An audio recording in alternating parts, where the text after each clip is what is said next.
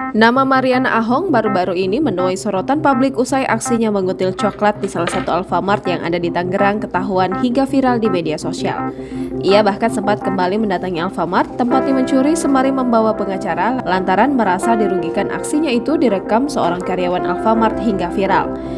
Berikut fakta-fakta Mariana Ahong, wanita yang viral ketahuan mengutil coklat tersebut. Pemilik toko handphone. Mariana Ahong ternyata memiliki toko handphone bernama Boy Cellular yang berlokasi di Tangerang. Hal ini diketahui dari komentar pengusaha muda Indra Noviansyah di unggahan Arif Muhammad.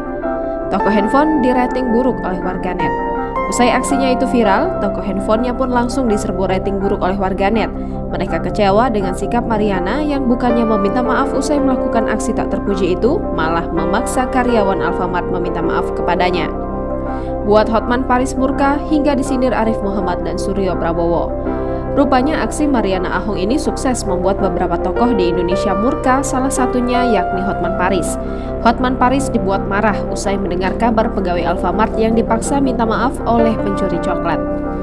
Lewat akun Instagram miliknya, Hotman Paris mengatakan siap pasang badan memberi keadilan kepada pegawai Alfamart tersebut.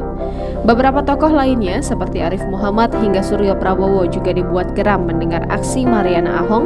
Arif bahkan turut menyindir kelakuan Mariana yang dinilai sangat tidak terpuji. Kendarai Mercy saat mengutil.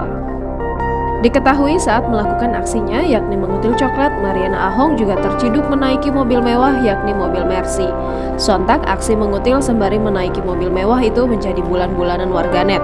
Warganet menilai Mariana mampu membeli hingga mengendarai mobil mewah namun tak mampu membeli coklat. Bawa pengacara ke Alfamart. Melalui akun Instagram terungkap ternyata Mariana Ahong bukan membawa pengacara saat memaksa karyawan untuk meminta maaf. Rupanya ia membawa kerabatnya yang pura-pura menjadi pengacara supaya karyawan tersebut takut dan mau meminta maaf kepadanya. Jangan lupa subscribe, share, komen, dan like ya!